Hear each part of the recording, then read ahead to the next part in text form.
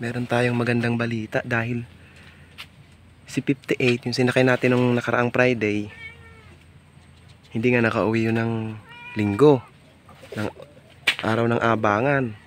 Tapos ngayong araw na to, second lap derby na, bali Friday ulit. Tapos biglang umuwi si 58, ang payat na. Ito siya, oh. Tcharam! Grabe, ang payat ni 58 pero umuwi pa rin.